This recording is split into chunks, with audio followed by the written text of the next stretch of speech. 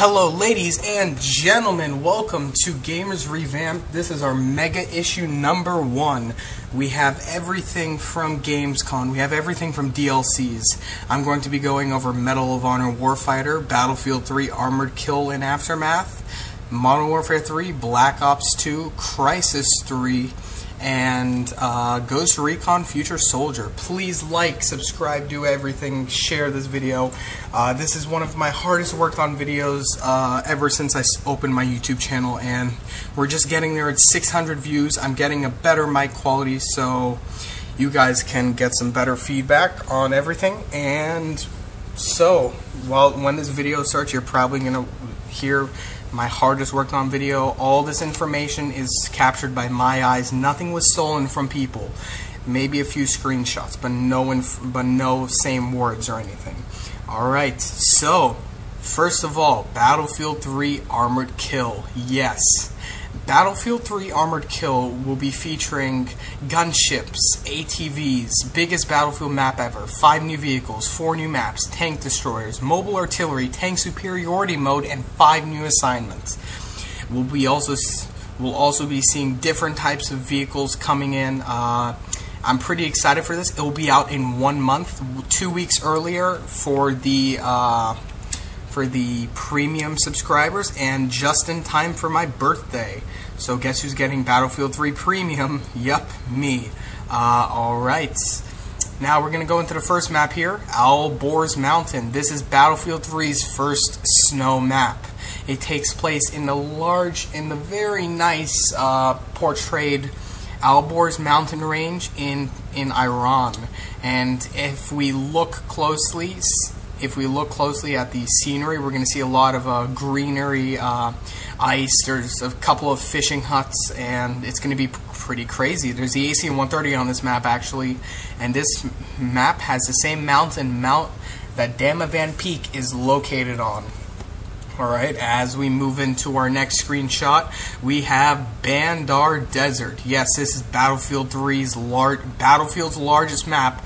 At least Caspian border is a third of the size of this, and we'll be featuring AC-130s, tank destroyers, mobile artillery. There's going to be everything in this map. Keep out watch for it. It's pretty big. Alright, now we're going to come up to our next map. This is called Armored Shield. Armored Shield will be... We only have seen tank superiority gameplay of this, and tank superiority is also known as close quarters for tanks. And it's practically a king of the hill. They all tried to fight for control of one flag in the center of the map. And if we look closely at the terrain and features, we can see that it resembles a little bit of the mission in the campaign, A Rock and Hard Place, and the map Caspian Border. This is literally the most resembled Caspian Border map ever. And as we come up to the next video, we're going to see some pictures of the new map, which is called Death Valley. Death Valley will be set in a Russia or Iran setting, and we are looking at nighttime battle, the second nighttime map, aside from Tehran highways. This one is going to be featuring mobile artillery. In the next video, you're probably going to be seeing some things from some things that might interest you in this next slide coming up. And this is probably a big shocker, and here it is. Alright, so if you look closely, we have a Russian soldier right now wielding the MW3 with holographic sight. If you look in the center of the map, the top center, we have an AC-130. The AC-130 is going to be in this map. And if you look closely at the setting, it might resemble a little bit of Nelson Bay from Bad Company 2. So some Bad Company 2 throwback, probably. And we can see an ATV running into some guy, which kind of made me laugh. Now we see... This is what the Russian artillery looks like, the BM-21 Grad. It has at least a capacity of 30 to 40 missiles. and these missiles, aside from the large capacity, they are very weak. But if they are accurate, according to Montez in the Battlefield 3 book, Battlefield 3, the Russian book, they may ruin your day. That's Armored Kill for you. It's coming out this September. But what else are we looking for? Yes, you know it. We are looking at Aftermath. Aftermath will be the fourth map pack in Battlefield 3. And we are looking at terrain that has been devastated by an earthquake in Tehran. And as we can see here, it looks and resembles so much of the mission Operation Swordbreaker and Uprising, just in the daytime.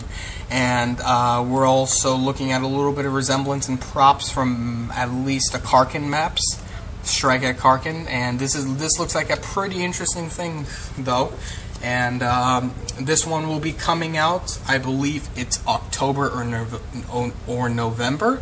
I'm not sure, but I'm pretty excited for it. I don't know about you guys. And now we're going to quickly jump into some Medal of Honor videos coming up, or shots coming up right now. And first of all, we have this nice map. This map is called Sarajevo Stadium. This will be a stadium set in Sarajevo, and as we look in the top left corner, we can see these support actions, which are almost like kill streaks. We have a guided missile, which allows you to guide a missile, and practically TV guided, and we have finally the Fire Team Replenish, which replenishes the ammo of your friendlies.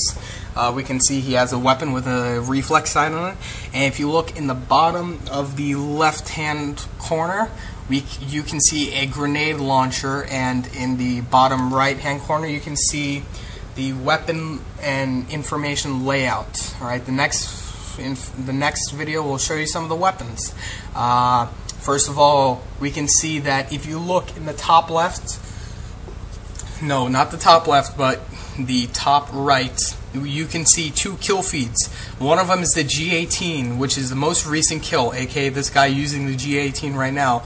And we can also see the M68 PDM, I don't know what that is, and quickly in the bottom left corner you can see someone like a Reaper in the radar and the bipod. Yes, I'm kind of focusing in on that. You can see the Reaper symbol. I'm not sure if that's a kill. That's the support action, the Switchblade. But we're probably looking towards that because they mentioned a support action that lets you control rockets fired from it. And we can see a little bit more on the G18 and M86 PDM. Then we can see the Fire Team feature, which is a pretty cool feature actually for the upcoming Medal of Honor. And as we go into this one, we can see this weapon right here. You might be thinking it's a shotgun, but it's not. It's called the Suchka, and it's a very weird name and a very unusual weapon. But the Suchka is a pretty cool weapon. What we're looking at is almost like an assault rifle SMG quality. And then as we look in the bottom left-hand corner, we can see this thing where it says tank stance. I'm not sure if this is some sort of primary stance. It seems weird, but we can always find out in the videos. Alright, now we come up to the sniper. We can see a bipod in the left-hand corner, and we can see the two support actions, the Switchblade, which looks exactly like the same thing shown on the radar, and the smoke screen. The smoke screen, you can launch a smoke screen somewhere and it could go poof and all your people will be vanished. Then we have the sniper here. This is the M48-3. It's probably a predecessor of the M48-5 sniper. There's going to be a lot of sniping emphasis in this map, so note the fact that they have a lot of snipers. Now we're going to go into the next map here, and this is a map set in the Philippines. It is not Tungwan Jungle. Note that. And we can see in the kill feed we have the 870 MCS, this guy using a M1911, and we can see in the support actions the some sort of mortar and a smoke screen. Alright, now we're going to come up into this image and we can see the guy using an MP7, but in the kill feed I think that's some. I'm not sure what that is in the kill feed because I could not confirm it. But we can see a lot of things in the map. We can see the points for things, and finally now we have what we can see in the kill feed. The A10 Warthog. Yes, the strafing run is back. The strafing run was known as one of Medal of Honor's best kills or support actions, which is you call in a strafing run and a A10 Warthog swoops in and completely devastates the area. You can see the same guy using the MP7, and we can see some kills from other weapons other than that. We can see the 416, I believe, so in there, and we have buddy kills and everything, so those are pretty cool. Now we have the next map, the Novigrad War Zone in Bosnia. Yep, this is practically a really cool map once you get to see the lighting of it. It's set in Bosnia. It's a very war-torn city, and the emphasis of the fort walls and everything has the map really outraging on these cool features. Now we're gonna come up to one of the new weapons, the AK-5, yes, and above that we can see some weird error with the weapon name. And once we see in the, if we take a look at the bottom left-hand corner, we can see the symbol of a weapon magazine, and it seems weird, but we're not sure what that is. Now the next one, we can see him using the small, yes, and also we can see in the kill feed the 416, or I think that's the 416. If it's not the 416, please correct me. We can see the tanks dancing again, and explosive rockets and launchers will be used as support actions. Yes, then we can see the guy. This weapon here, this may look like a cool weapon, but it's a pretty familiar weapon. If you look in the kill feed, it's the AA-12, a fully automatic shotgun. We can see the tank stance again, some cool explosions in the front, and we can see the SMAW and the fire team replenish as our things.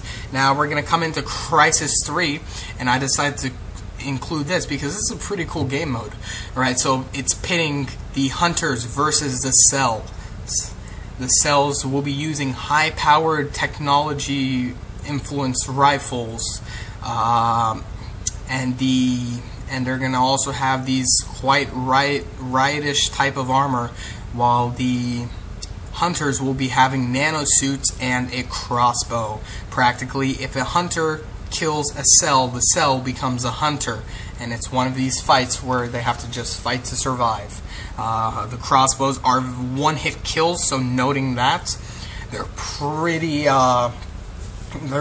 overpowered, but it's all in the fun of the game.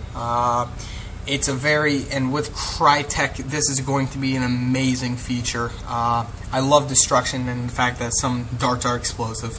Alright, so now we're going to come up to Tom Clancy's Ghost Recon Future Soldier Arctic Strike DLC.